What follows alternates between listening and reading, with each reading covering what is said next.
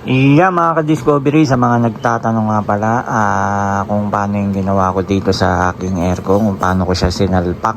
Dahil yung iba ay inaano nila, tinatanong nila kung dapat bang naka-slant ng konti yung aircon dahil may tumutulo raw na tubig sa kanilang pinakaharap.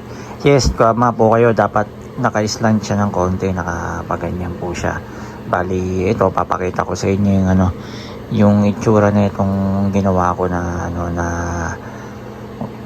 paglagay sa ating aircon. Yan, meron tayong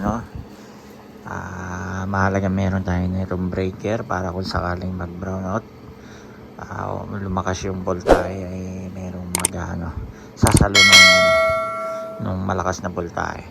Yan, mga ka-discovery, ito yung yung ating ginawang mapapansin nyo, naka-slant lang siya ng konting-konti lang. Yan, sakto lang yung pagka-slant niya kasi para kasi meron siyang, kahit itong natin drainless,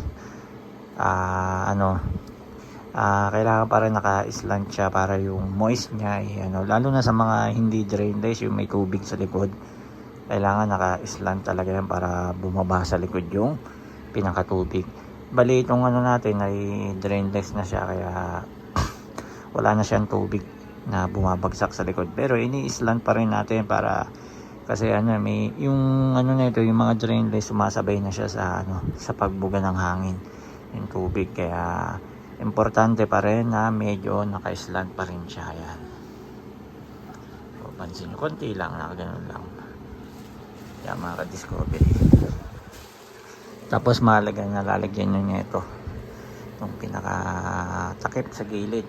Lalagay ko na lang sa description, tag product, yung sa nakakabili niya ito, para hindi sumisingaw yung lamig sa loob, kasi kadalasan ito may siwang kasi palagi yan, kasi hindi naman sakto yung ating pinaka aircon, kaya medyo may konting siwang siya, kaya lalagyan natin ito. Yan, malambot lang siya. Tapos meron siyang double sided na tape na ilalagay sa likod, ipaplat nyo lang siya. Yan, para wag lang sumingaw ang ating pinaka aircon.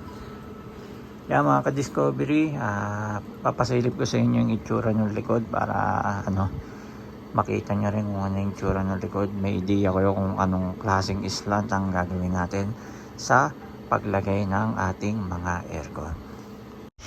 Yan, mga ka-discovery, kung mapapansin nyo, yan, naka-slant siya ng kaunti lang. Yan, basta yung niya, yung tubig niya ay bumaba sa likod, kasi yung natin, yung mga drainless ay sa harap siya naka lumalabas yung tubig, kaya kahit papano ay ilagay natin sa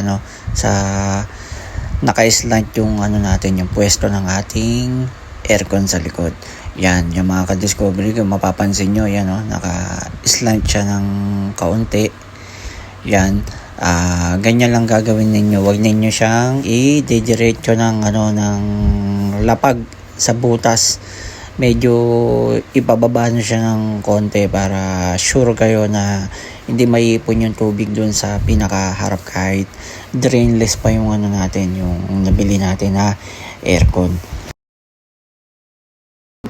Yeah, mga ka-discovery, nakita nyo na yung